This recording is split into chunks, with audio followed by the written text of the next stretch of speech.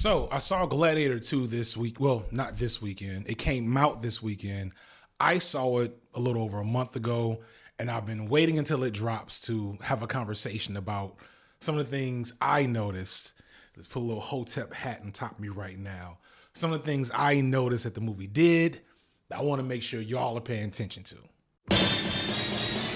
So if you're very online and in the media analysis critique space here, then you're probably familiar with the villain was right trope in media discourse. This is where either through silly nitpicking or effective critical analysis, you might consider that the villain of a show or movie or whatever actually had a point. In fact, it might be the case that the person we're expected to root for is actually the true villain of a given story. If you go and you look at The Lion King with a particular lens, you'll notice that Mufasa was low-key running a failing monarchy built on apartheid, as the hyenas, who of course are ethnically coded, were barred from the most fertile parts of the kingdom for reasons. Yeah. Now, this is a reach, of course. All of these are reaches on some level because you're required to analyze subtext and ignore like foretext. Foretext? Disney in particular does this a lot with many of the Avengers films and, shows. They constantly force the viewer to side against villains with incredibly compelling, sometimes completely justified intentions. And usually their trick is to have these villains do something abhorrently violent or vicious to force us to side with the ostensible heroes instead of them. But up until that point of no return, there's basically no reason to see the villain as not correct. There was Ghost from Ant-Man 2, who was technically a victim of a horrible accident and then forced into work as an assassin for the federal government and for S.H.I.E.L.D. or whatever, and then just went rogue trying to actually cure her condition instead of, killing political targets. The second most egregious of this is Falcon and the Winter Soldier, and this radical resistance group of all racially ambiguous people that are trying to address the fact that corporately owned governments have displaced and oppressed them. You completely take the side of this curly-haired, red-headed, freckled girl whose ethnic lineage you don't know, because that's something they often do to pull a certain amount of empathy out of the viewer. But then after having all that empathy, you have to, get away from her side because she tries to, or even does, I haven't seen this in forever. She either kills some randomly innocent people or tries to kill some innocent people in a way that makes absolutely no sense for her actual goals. But that's how radicals have to appear in a mainstream Disney film to make sure that nobody gets the idea that radical action against oppression is appropriate or sensible. Speaking of such, most famously and egregiously, there's Killmonger from the Black Panther. On one hand, I do still appreciate Killmonger's villainous nature as a representation for the ways that black radical thought does become problematic and flawed and can be taken advantage of by charismatic menaces. I don't air out black folks' dirty laundry on YouTube too much unless you're like, some folks got it coming. But there are tons of deep lore stories of Hotep figures, or whatever term you want to use, doing some really foul shit over the course of the last 40 years. There's people in jail right now that you only know from word of mouth or from the deep lore tapes and CDs that some of this stuff was covered on. Like, one perfect example that a lot of people know about is the Black Hammer nonsense that happened a couple of years ago. So because of that, I always wasn't overly critical of what they did to Killmonger because I do think it was relevant to a real problem. However, that's my extrapolation, knowing that history that a lot of people just don't know. So what Killmonger really did was present a compromised image of black radicalism to be defeated by essentially a member of the black bourgeoisie, and then lectured on how that type of radical action isn't necessary and how that we can all work together. And also, here's some vibranium. Here's the most precious material that we have in the world just for you, random white colonizers. I'm so happy they retconned that in the second movie. We'll see how this third one goes. Anyway, Killmonger was completely right in his analysis and intentions. He was talking about literally arming oppressed people across the globe, which is like, yay. But then he says this: the sun will never set on the Wakandan Empire. And that is a clear allusion to the same phrase used for Great Britain, the heavyweight champions of global colonialism. So yes, there are very clear ways in which Killmonger was wrong, but the pairing of the revolutionary aesthetics with the colonial aesthetics doesn't even make sense. And the only result is putting them on the same level, which again is some all lives matter type shit. Speaking of Black Panther, According to Denzel Washington, he is being written in the movie by Ryan Coogler. Coogler said he's making up a part just for him as a tribute to the fact that it will be one of Denzel's final roles as an actor, as he's planning to retire soon. Denzel Washington is inarguably the greatest black actor in Hollywood history, one of the greatest actors and leading men of all time, period. And he shows that in being the co-leading man in the most recent rendition of what I'll call the Killmonger problem in the sequel to Gladiator, Gladiator 2 from Ridley Scott, which came out over this past weekend in November of 2024. As much criticism as I have to Killmonger and Marvel and doing this shit in general, Denzel's character takes the cake in terms of this trope. Never have I ever seen a film where once it was fully understood exactly what was happening, I was completely on the villain's side. And at no point did they even have the respect to show the villain doing something truly evil that like couldn't be justified to say, yes, that's why we shouldn't believe him. They just made this man the villain for being right. Like at the end of this movie, when the villain lost, I felt bad for everyone that survived. Spoilers ahead for what I will say is a pretty decent movie, all things notwithstanding. Again, I tend to separate my political opinions from the media that entertains me. I think really everybody should be doing that because that's just a better way of engaging with media as opposed to just being like, well, I don't watch bad things. Like, good for you. Gladiator 2 follows a guy who has to be Gerard Butler's son.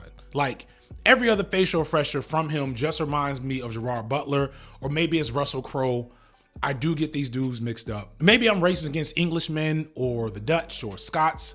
I honestly don't know. I only fuck with the Irish. Fuck the whole UK. All my homies hate the UK. We only rock with the Irish. I won't give too much away there, but he ends up a gladiator, obviously. And he is owned by Denzel's character, who is a Roman, like, aristocrat, mover, shaker, business type of guy who clearly has plans for Russell Butler Jr. Hijinks ensue. We get a bit of a swerve. And okay, final warning for spoilers, although I guess I kind of spoiled this toward the beginning, but whatever, you'll be fine. There are several villains set up in the movie. Early on, it's maybe Pedro Pascal's character, then maybe it's these two creepy emperors, but in the end, it's actually Denzel Washington. And once Denzel's character explains himself, when you look at what the state of Rome was in the movie and think of how Rome was historically, you're like, well, yeah, that's completely like, why wouldn't we want him to do this? Denzel wants to destroy Rome. He wants it to burn. He sees it as an abomination of greed, corruption, and wickedness, etc. He himself was once a slave and fought and killed and even alludes to fucking his way to a position of power, and now he's throwing in his chips to take the power, and his plan is to use it to tear Rome down. And his explanation, part of it is because Denzel's like, he's Denzel Washington for a reason. It does sound like Frank Lucas or Malcolm X talking to like Romans or whatever, but it's still engaging as shit. And you're like, yeah, fuck Rome, cause it's Rome. But it's not just knowing and understanding what Rome is. It makes sense within the story. The emperors in the moment are complete fuck up weirdos that are doing fucked up weirdo shit so much that one of their own generals is planning to take them out for the sake of Rome's future. So at the end, after Denzel gives the most convincing burn this motherfucker down speech ever and is legit about to take over Rome, he has to fight baby Gerard Crowe, and of course he loses. And then Russell Crowe III gives an all lives matter ass speech about how Rome can be better and it just needs people to do the right thing. And a bunch of bullshit that you swear you've heard at a presidential rally or some other fucked up populist message. And I swear like a Hotep hat teleported onto my head or in my heart, because then it hit me that they made this character who wanted to tear down the system a black man kind of on purpose, showed him to be right, and then murdered him in broad daylight in front of a bunch of white people. And they're like, well, the nigger is dead now. Everything's going to be okay. We're going to build the perfect society. Woo! Oh, my dad would have had a heart attack in the theater. Shit. And mind you, at a point in the movie where I got a bit bored, I started Googling who some of these people were in real life, and I got into a rabbit hole of looking up Roman emperors, and the reigns from this point in the story to like the next 100 years, you barely had emperors that could go more than a few years before getting assassinated, usually by their own men, because it was for the good of Rome. Several of them only lasted a few months before being murdered. And it really, like, I sat there wondering, Why didn't anyone think like Denzel at this time? Why did any person that assassinated an emperor to become emperor after watching the previous 20 emperors get assassinated not think to himself, if I become emperor, I'm probably gonna get assassinated? So like within the subtext of the movie, Denzel makes sense. Outside the subtext of the movie, he makes sense. And they did absolutely nothing to say, yeah, he's wrong, other than him having more swag and charisma than everybody else on screen. I don't get it. My media literacies may be bad. I don't know. I may need to watch it again, but I'm not. And it's funny because I remember there being a lot of the usual drama about the movie being woke by having Denzel portray a Roman historical figure and how that's not accurate, which is true for that character. Like, he was not white, right? That said, there were tons of Africans throughout the Roman Empire, and Rome didn't have a real concept of race as we do. So it's mostly just the usual suspects doing the usual BS. But I have to say, having the villain being a black man that wants to tear down what is ostensibly a corrupt white power structure and then losing, yeah. He is literally the only character that accurately see Rome's true problems in form, that wants to do something about it. Yes, he doesn't want to do it in a constructive way. I will give you that. His methodology for enacting change is ruthless and immoral, but it's fundamentally and historically correct. So putting all that together just to have him take the L in the end, shit is wild. I immediately text all my Hotep uncles to make sure they watched it so that when it came out, we could yell about it together as an old head bonding rite of passage ritual. I am doing to you all what my uncles would do to me. Counterinsurgency is real, y'all. But I don't even know if this is counterinsurgency because this is so on the nose. It's just plain old propaganda. Watch it if you must, not a waste of time in theater. That's all I got. But before I go, let's talk about why some parts of this video looks the way it looks. You may have noticed some weird editing when showing movie clips in this video. That's because even though things should be covered by fair use laws from media criticism and review, YouTube sadly gave up a ton of power to established media corporations years ago to protect their media from copyright infringement. It's a long story that I won't tell here, but the gist is even showing like 10 seconds of a 2-hour movie to YouTube might as well be me showing the whole film and putting it on LimeWire.